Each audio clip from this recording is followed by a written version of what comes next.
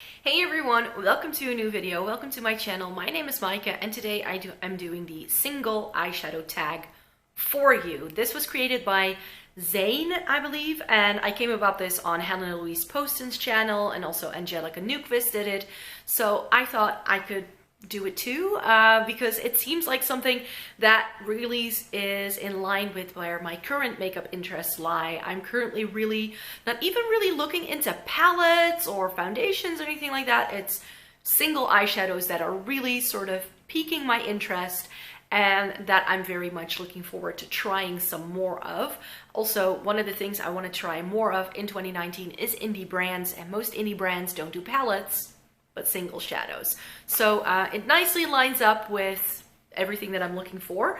And there are 8 questions in this tag, and I just thought I could try and answer them for you. So here we go. Do you prefer buying single eyeshadows or palettes? Well, I kind of already answered that question with my intro, I guess. I do really love palettes. I definitely prefer palettes over anything else because, like, if it's a single in like a little pot, something like this, then I just think it takes up a lot of space in my makeup collection. And what I've noticed in the past is definitely when I started my makeup journey, singles were a lot easier because it was like one shade that I could concentrate on, and it was just a lot less overwhelming than a full palette with filled with eyeshadow. So for me, that was really nice at first. At the time, I owned a lot of the NYX singles, and I bought them in like little trios. So I sort of made my own sort of, well, custom palette in the end. In the end, I ended up depotting everything and then never using any of it again.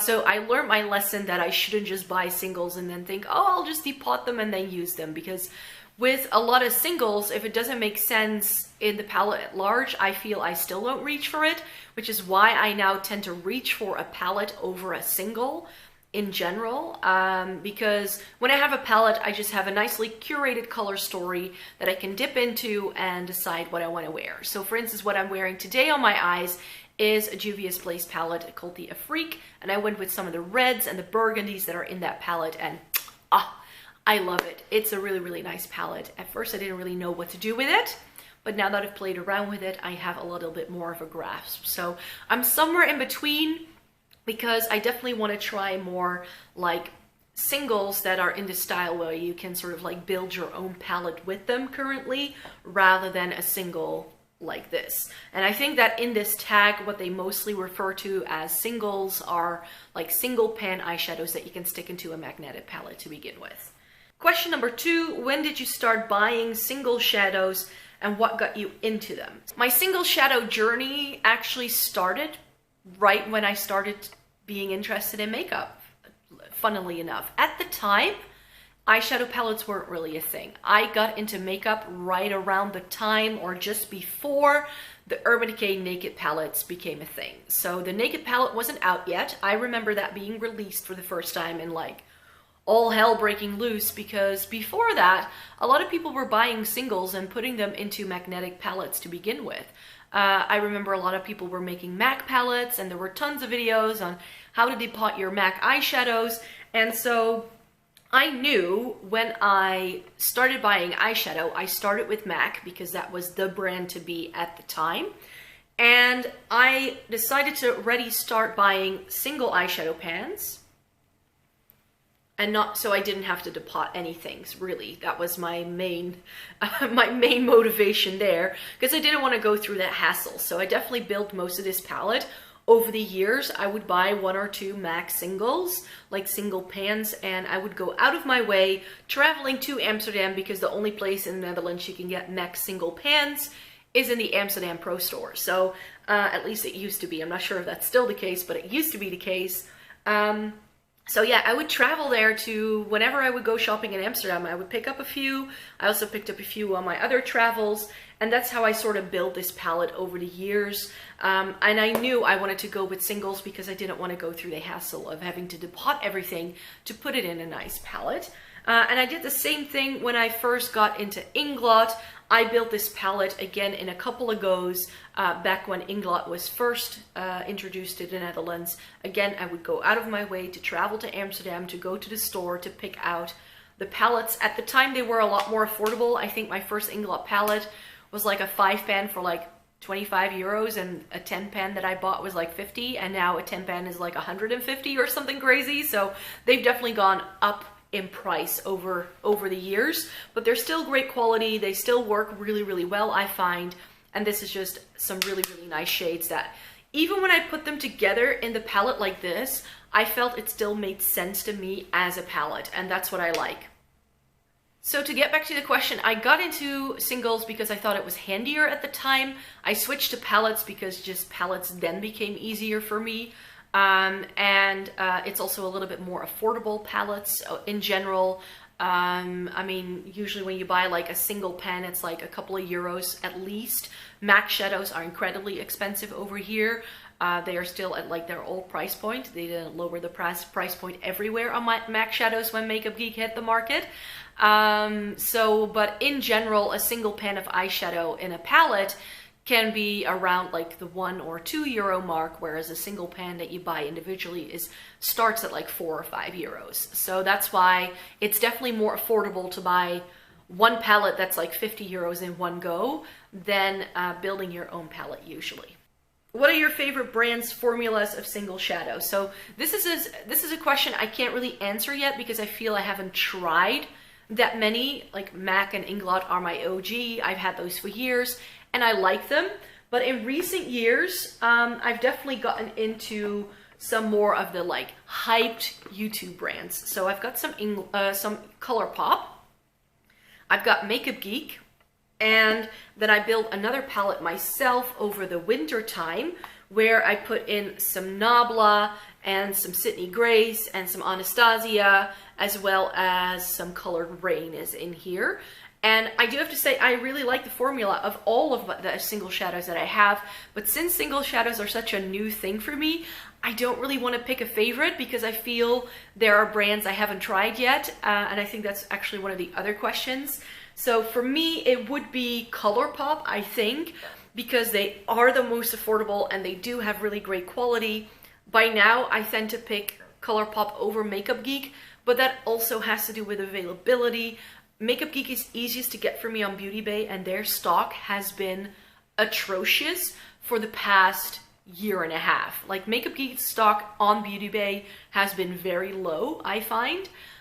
So for me, getting ColourPop, even if I have to pay customs in the end, is actually a better deal than getting Makeup Geek for me right now. So that's why ColourPop, for instance, I bought this entire palette, the Your Dreamy Build Your Own Extravaganza. They do deals on this, and then you have the entire palette, including 24 eyeshadows, for $44. So if you order that, and then if you throw in 1 or 2 more products, you get free international shipping.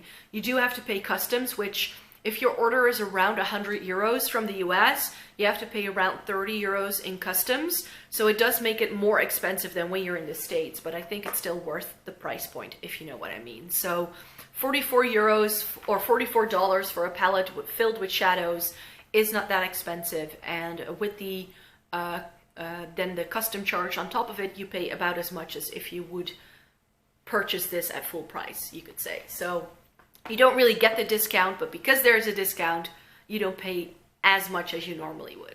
Does that make sense? I'm not sure. The next question is, if you could only pick 3 singles as the crown jewels of your collection, what would they be? Now, I picked a few that are actually not in any of my palettes because a lot of the palettes that you see here are quite new to me, and the Makeup Geek one I've had for some time. The ColourPop I've only had for like a year, and these are 3 long-standing favorites in my eyeshadow collection, you could say, but they are like traditional singles in a pot, so I'm not sure if that actually counts, but this is how I used to do singles, so these are some that I've had for a while, and one of these is actually the reason why I got single pans from that brand. So let's just start with the very bougie option. One of my favorite neutral one shadow look eyeshadows is this one, and it's super expensive. This is by Burberry, and this is Rosewood. A lot of people also like Patina, I believe it's called, but this is a bit more of a taupey shade. It's a bit more cool toned and a little bit darker. It has a little bit more definition, but look at that dent. I've used this so much.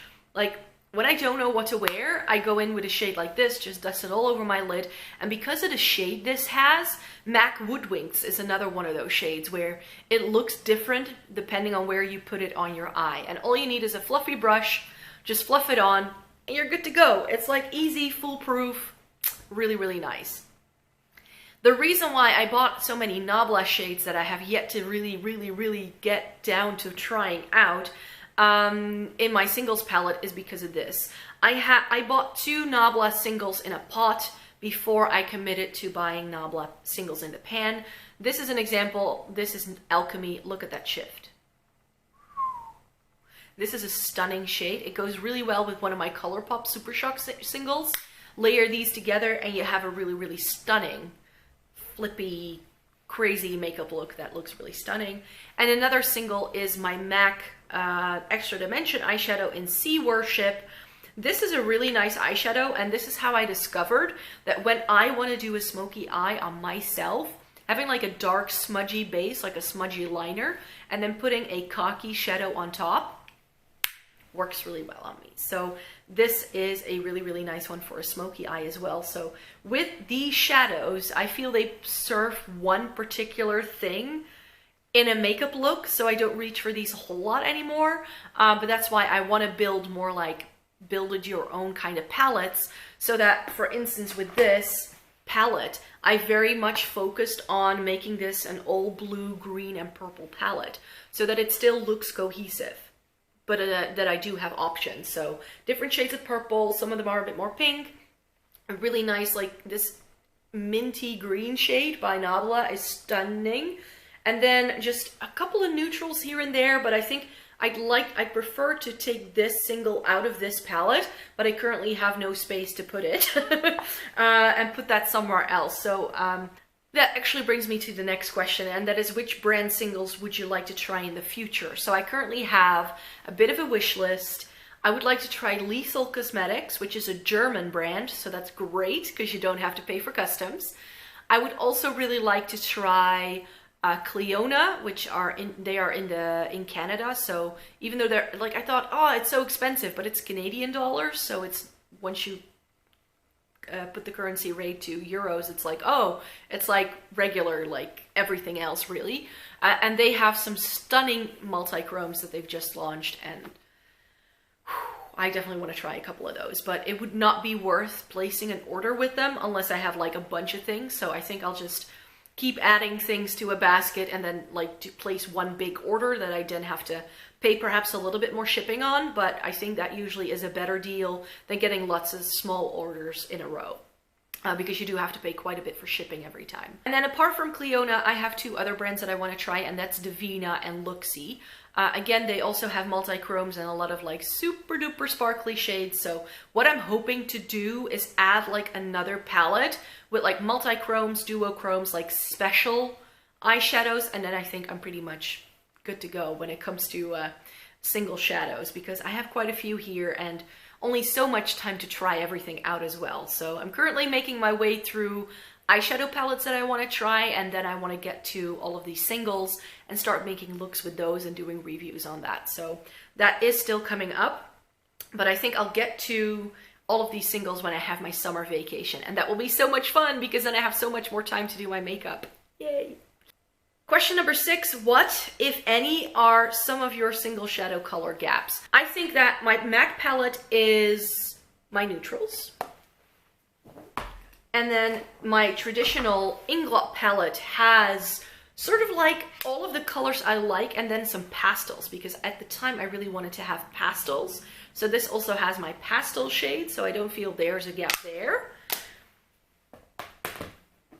And then when I tried Makeup Geek, I also went a little bit more neutral, but I do have a full row of more colorful shades, and it's got some stunning like purpley periwinkle shades that I really like. And what I did here is that I went warm toned and cool toned, so I feel that this has a very nice range of shades. And then the 2 ColourPop palettes are my more colorful ones, you could say. I also wanted to try some neutrals by ColourPop because I wanted to try the formula. So this is the first one that I made. So I have a row of neutrals and then some colors here. So again, if you put it side by side, you can see what I like. Purples, greens, and blues. That's just my jam. And then I put some pinks in and some yellows in here as well because I feel they can work really well with colors to tone it down a little bit. And then when they came out with some more shades, there were some more bright shades in here. So this I would dub my Brights palette. And then I have my green, blue, and purple palette. So I don't think there are actually any gaps apart from formulas that I want to try and like multi-chromes, like more special shades. So that's why I want to try those from those brands that I mentioned, because I feel that that's still missing. So I definitely want to work on expanding that part, but I don't really need any like colors because I have like every color of the rainbow. How many single shadows do you have? If you have too many to count, give an estimate. If you want to put a pic or a clip of your single shadow collection here, that'd be great too. You could also show off, mention your favorite palette to store singles in. I think I have around the 150 single shadows in palettes. How did that happen? Well, then again, the MAC shadows and the English shadows I have for a very long time. So not necessarily things I get excited for anymore, but definitely like useful shades that I can get a lot of wear out of. So I have a lot of, I just have a lot of eyeshadow. I love eyeshadow. I've told you that before. My favorite palette to store singles in. I really enjoy my little ColourPop palette. I think this is such a nice curated palette. I just think that if you buy anything other than ColourPop, that nothing will fit in here because the ColourPop pans are just a hair smaller than, for instance, the Makeup Geek or the MAC, or like Nabla is even bigger. So I do like them for ColourPop shadows because I think it looks very nice and neat. Z palettes I like. I know they're a bit controversial, but I do like them. And then the last question that I have is, does your single shadow collection lean towards a certain color family? Is one color family overrepresented? If so, what is it? Purple, blues, and greens. Because those are just my favorite shades. Like in my Makeup Geek palette, I have a couple of like the berries and like, ooh, let me show you that. I have a couple of these like berries and more like this like copper shade. And I also have a couple of coppery shades in my MAC palette. But it's just, warm tones just aren't my jam. So green, purple, and blue, that's my life. And that's why I actually created this palette. Because I just, these are my kind of colors. This is what I love. This is what I think I look best in. And that's why I wanted to build an entire palette with just those shades. So that's what I ended up doing. So that's the end of this video. Please give it a thumbs up if you liked it. Subscribe to my channel if you'd like to see more by me. I make new videos 3 times a week on Tuesday, Thursday, and Sunday. It's 5 a.m. Central European time. That's when my videos go live. So I really hope you enjoyed watching this video, and I hope to see you in my next one. Bye!